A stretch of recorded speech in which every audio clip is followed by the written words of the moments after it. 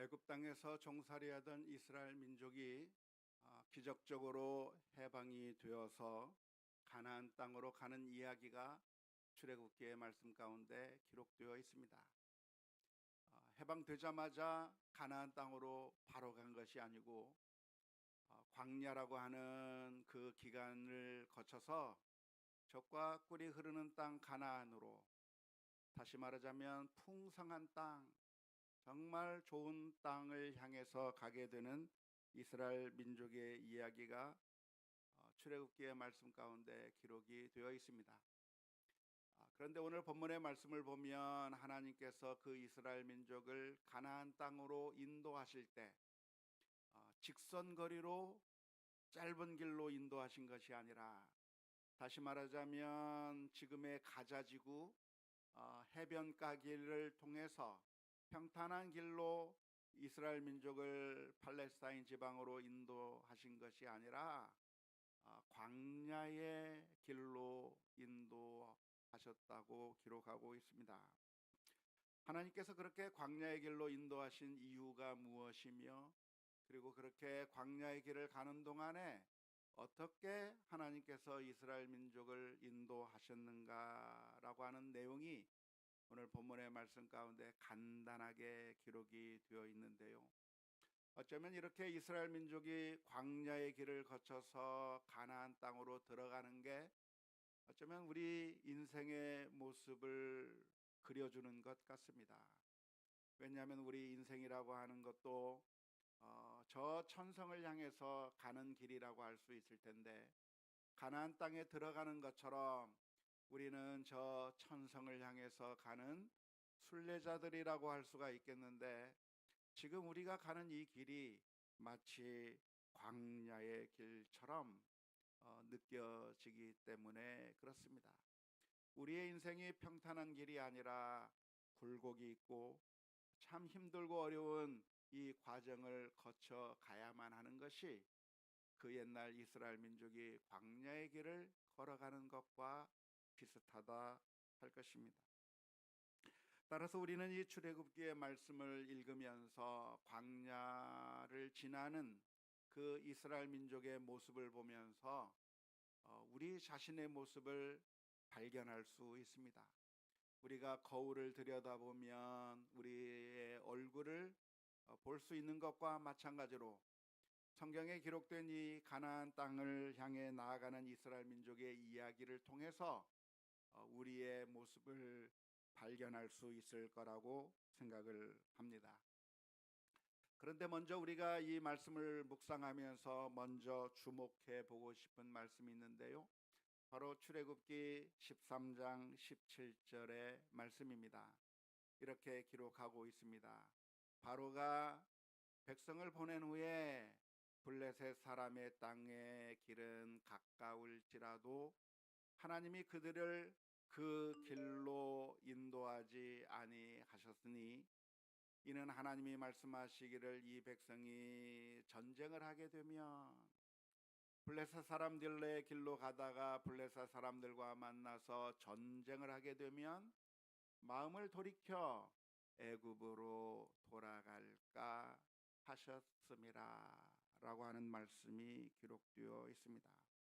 하나님께서 왜 이스라엘 민족을 빠른 길로 그리고 가까운 길로 인도하지 않고 빙 돌아가게 만드셨는가? 왜 광야의 길로 걸어가게 만드셨는가에 대한 이유가 기록되어 있는 것이죠. 그 이유가 무엇입니까? 블레셋 민족을 만나서 전쟁을 하게 되면 이스라엘 민족의 마음이 무너져 내려버려서 그리고 차라리 애굽으로 돌아가는 게 낫겠다.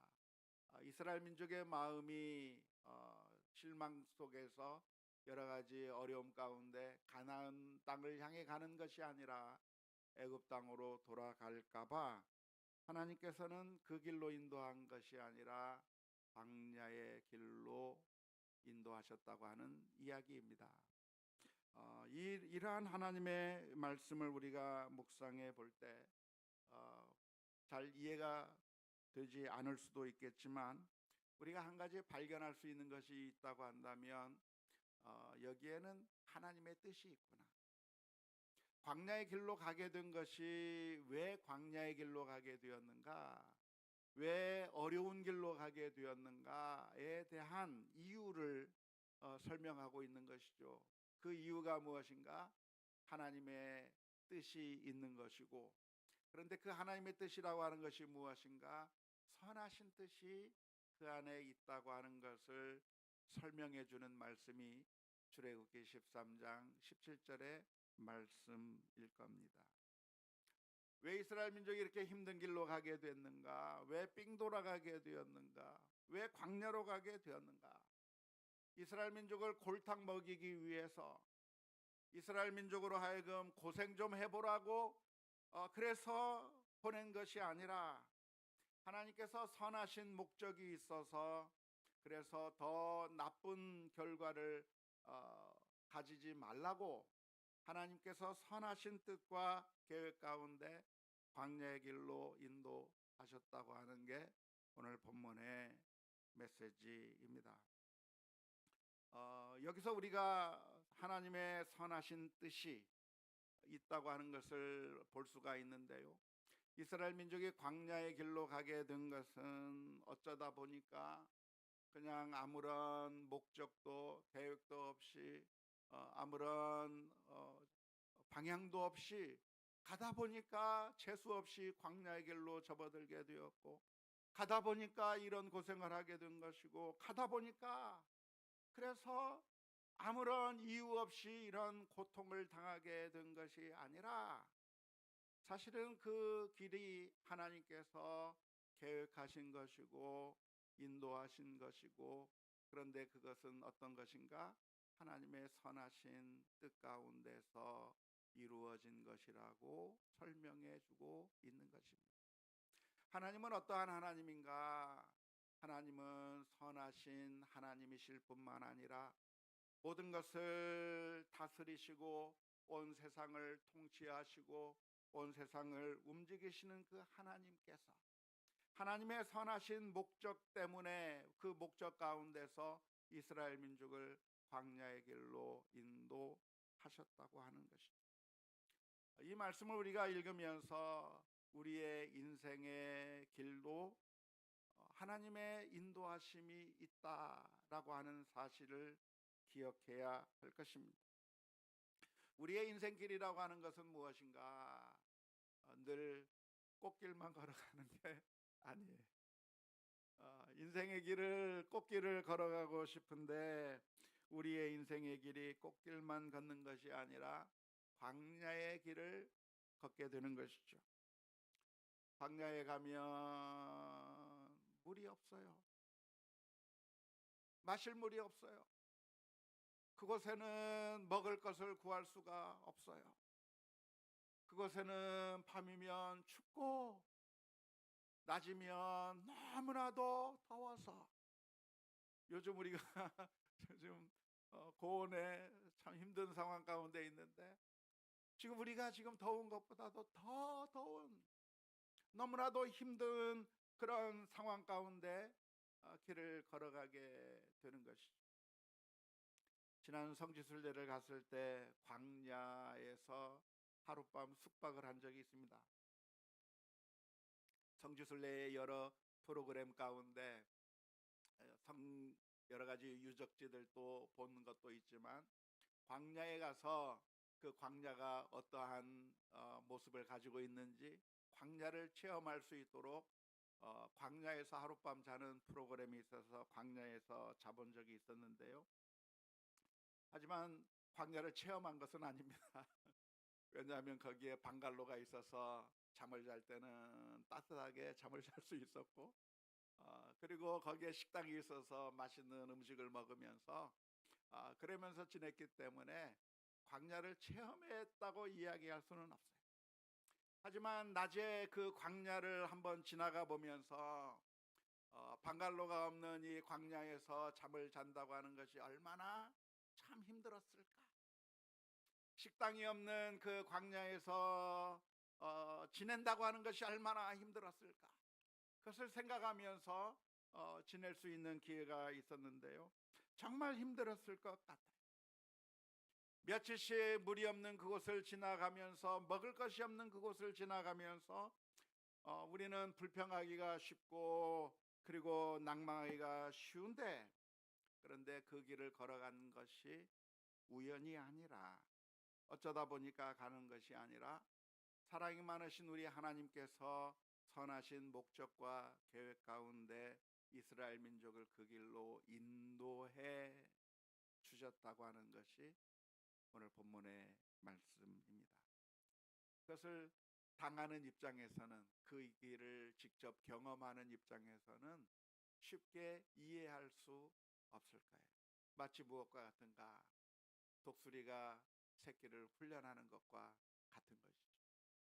사실인지 아닌지 모르겠지만 독수리가 새끼를 기르는 이야기를 혹시 들어보셨을 거라고 생각이 드는데요. 독수리가 새끼를 부화한 다음에는 그 새끼가 둥지에서 자랄 때 어느 정도 자랐다 싶으면 어미 독수리가 그 둥지를 흩어버린다고 해요. 처음에는 아이가 자랄, 새끼가 잘 자랄 수 있도록 포근한 둥지를 만들어 놓았지만 어느 정도 자라면 그 둥지를 막 흩어버려서 거기가 불편하게 만든다는 거예요. 거기에 안주하지 못하도록, 그 둥지에만 있지 못하도록 그 둥지를 흩어버려서 그 둥지를 떠나게 만든다고 하는 것이죠. 뿐만 아니라 새끼를 데리고 날개로 업어서, 그래서 하늘 높이 올라갔다가 그 새끼를 떨어뜨린다고 해요. 그러면 그 새끼가 아직 날지도 못하는데 막 떨어지는 가운데 바등바등거리면서 안 떨어지려고 하는데 계속 떨어질 수밖에 없는 것이죠. 떨어질 것 같은데 독수리가 날아가서 떨어질 때쯤 되면 그 새끼를 채가지고 다시 올라가서 또 떨어뜨리고, 그런 훈련들을 하는데 아마 새끼 독수리가 어떤 생각을 했을까요? 이게 무슨 일인가? 왜 우리 부모가 나를 이렇게 죽이려고 달려드는가? 아마 이해하지 못했을 거예요.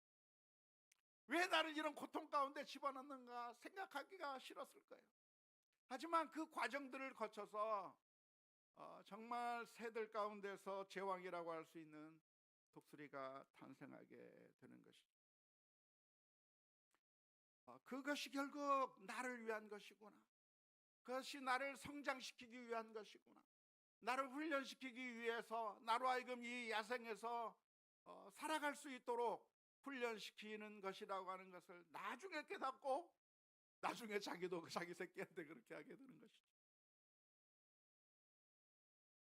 신명기 8장 15절에서부터 16절의 말씀 가운데 이렇게 기록하고 있습니다.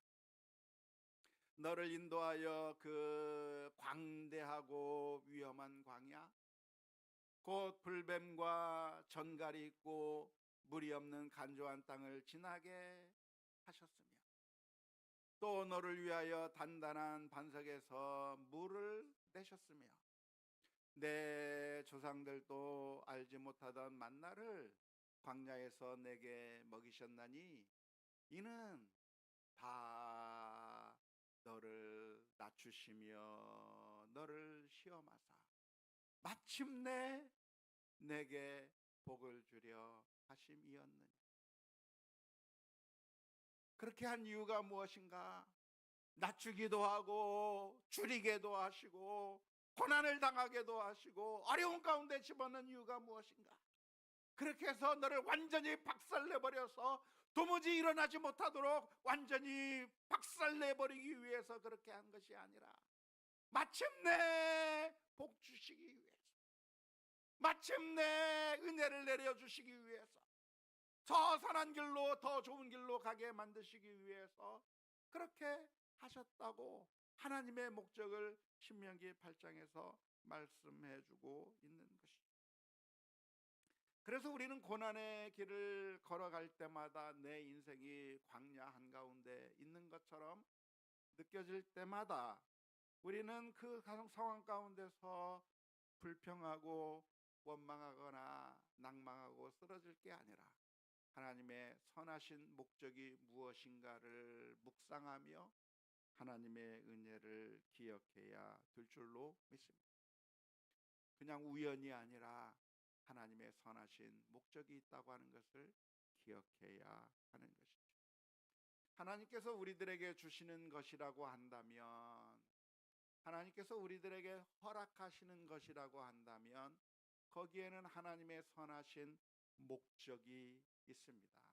우리 인생들은 의도하지 않고 잘못된 목적과 또는 잘 생각하지 못해서 그래서 실수가 있고 잘못된 일들이 일어나게 되겠지만, 하나님께서 허락하시는 것이라고 한다면 목적이 있고 의도가 있다고 하는 것을 기억해야 될 것인데요. 그래서 우리는 우리의 힘들고 어려운 상황, 광야와 같은 상황을 만날 때마다 하나님의 선하신 목적을 기억하고 오히려 힘을 얻고 감사할 수 있는 믿음의 능력을 가져야 될 줄로 믿습니다. 욥이라고 하는 사람이 겪었던 고난은 너무나도 큰 고난이었지만 욥은 나중에 깨달았어요. 그것이 무엇입니까? 욥기 23장 10절 말씀에, 그러나 내가 가는 길을 그가 아시나. 나는 이해할 수 없어요. 나는 도무지 납득이 되지 않아요. 하지만 내가 가는 길을 그가 아시나니 그가 나를 단련하신 후에는 내가 순금같이 되어 나오리. 나를 불 속에 집어넣고 단련하는 그것이 너무나도 고통스러워서, 그래서 도무지 이해할 수 없지만 이 고난의 과정을 겪은 다음에 결국에 내가 무엇이 되는가? 정말 멋진 도자기가 되는 것이고 멋진 순금이 되어 나올 거라고 하는 그 믿음의 고백이 우리 가운데 있어야 될 줄로 믿습니다. 성경에서는 무슨 이야기를 합니까? 고린도전서 10장 13절의 말씀에, 사람이 감당할 시험 밖에는 너희가 당한 것이 없나니 오직 하나님은 미쁘사 너희가 감당하지 못할 시험 당함을 허락하지 아니하시고 시험 당할 즈음에 또한 피할 길을 내사 너희로 능히 감당하게 하시느니라 라는 말씀을 하십니다.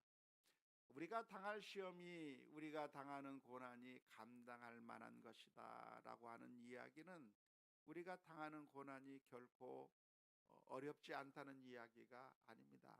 어려워요. 우리가 만나는 고난은 견디기가 힘들 정도로 너무나도 고통스러운 것이죠. 하지만 이 말씀의 의미는 무엇입니까? 그 고난이, 어려운 일들이 목적이 있다는 거예요. 우리를 파괴시키기 위해서, 우리를 완전히 박살내버리기 위해서 주시는 것이 아니라 결국에는 선한 목적, 결국에는 하나님께서 마침내 복을 주시며 마침내 하나님께서 순금으로 만들고 마침내 우리를 도자기로 만드시는 하나님의 선하신 목적 가운데 이루어지는 것이다. 아무 의미 없이 이루어지는 것이 아니라 예방주사처럼 우리로 하여금 면역력을 갖게 만들고 하나님께서 우리를 더욱더 훈련시켜서 그래서 더 높은 단계로 넘어갈 수 있는 선하신, 결국에는 하나님의 선하신 목적이 있다고 하는 그런 의미에서 감당할 만한 시험을 주신다고 하는 그런 의미일 것입니다. 따라서 우리는 항상 믿음의 고백을 해야 되는데요, 로마서 8장 28절의 말씀처럼 우리가 알거니와 하나님을 사랑하는 자 곧 그의 뜻대로 부르심을 입은 자들에게는 모든 것이 합력하여 선을 이루느니라 라고 하는 말씀을 늘 기억하며 믿음으로 승리하는 우리 모두가 다 될 수 있기를 주님의 이름으로 축원합니다.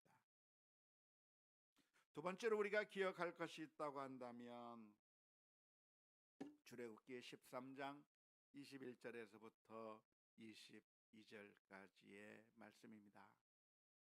여호와께서 그들 앞에서 가시며 낮에는 구름 기둥으로 그들의 길을 인도하시고 밤에는 불 기둥을 그들에게 비추사 낮이나 밤이나 진행하게 하시니 낮에는 구름 기둥 밤에는 불기둥이 백성 앞에서 떠나지 아니하니라. 광야의 길을 걸어갈 때 하나님께서 이스라엘 민족을 광야의 길로 인도하실 때 어떻게 인도하셨는가? 그냥 내팽개쳐 버리신 것이 아니라 하나님께서 함께 하셨다고 하는 의미입니다. 광야의 길을 가는데 어떻게 가셨는가? 하나님께서 먼저 그 앞을 가셨다는 거예요. 하나님께서 앞서서 이스라엘 민족을 인도해 주셨다고 표현하고 있습니다.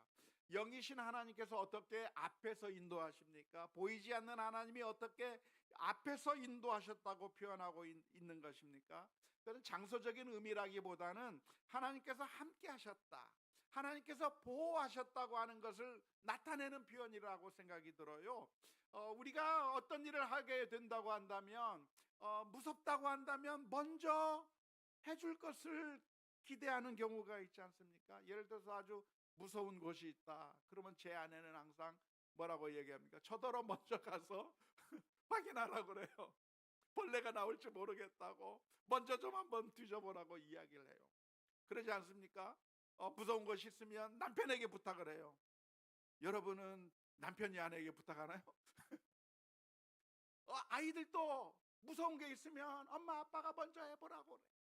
그래야 안심하고 괜찮은지 그래서 해보는 것이지. 그런 개념이에요.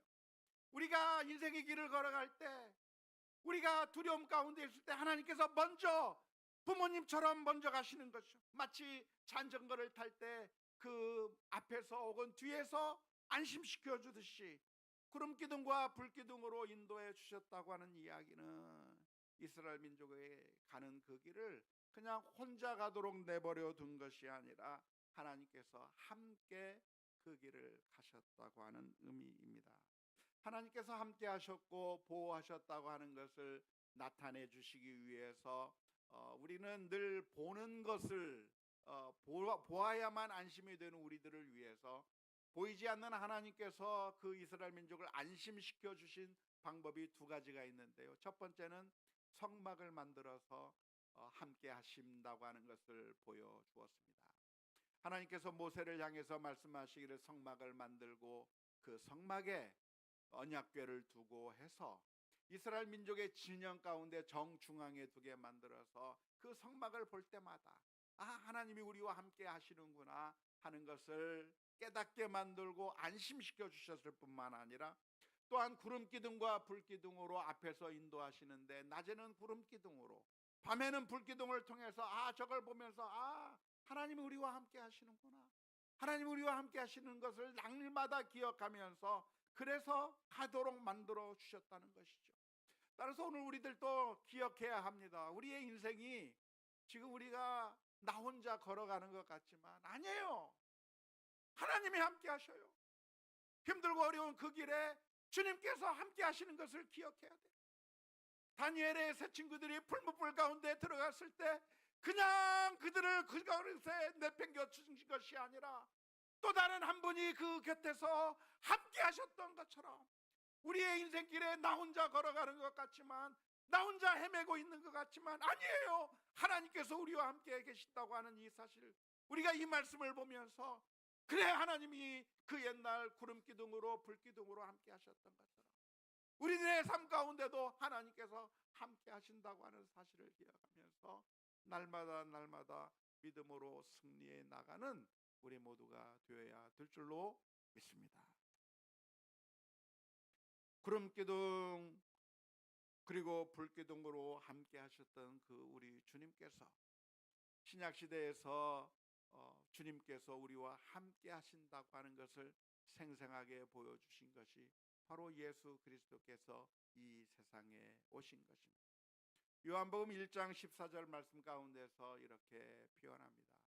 말씀이 육신이 되어 우리 가운데 거하시매 우리가 그의 영광을 보니 아버지의 독생자의 영광이요 은혜와 진리가 충만하라. 우리 인생을 향해서 하나님께서 말씀이 육신이 되어서 우리 가운데 거하신다고 하는 말이 장막을 폈다고 하는 말이고, 그 옛날 성막을 만들어서 이스라엘 민족 가운데 함께 했던 것처럼 임마누엘 되신 우리 주님께서 우리들과 함께 하시기 위해서 이 세상에 오셔서 우리들과 함께 하셨다고 하는 사실을 기억하면서 믿음의 길을 걸어가는 우리 모두가 다 되어야 될 줄로 믿습니다. 어떻게 하나님께서 우리와 함께 하십니까? 죄 많은 우리 인생 가운데 거룩하신 하나님께서 함께 하시기가 어려운 것입니다. 만일 우리 죄 많은 인생 가운데 하나님께서 함께 하신다고 한다면 우리는 불타 없어질 수밖에 없는 거예요. 하지만 놀라운 것은 우리 주님께서 우리의 죄를 다 씻어주시고 십자가 위에서 못 박혀 죽으심으로 말미암아 우리의 죄를 씻으셔서 우리를 거룩하게 하시고 우리와 함께 해주시는 그 일을 우리 주님께서 하신 겁니다. 그 놀라운 은혜와 사랑 때문에 저와 여러분들이 하나님의 자녀가 되고 하나님의 백성이 되었다고 하는 사실을 기억하면서 인생의 길을 걸어가는 가운데 고난의 길을 가운데 있을 때 낭망하는 것이 아니라 좌절하는 것이 아니라 구름기둥 불기둥으로 함께 하신 그 주님이 나와 함께 하시는구나 기억하면서 믿음으로 승리해 나가는 우리 모두가 다 될 수 있기를 주님의 이름으로 축원합니다. 우리 함께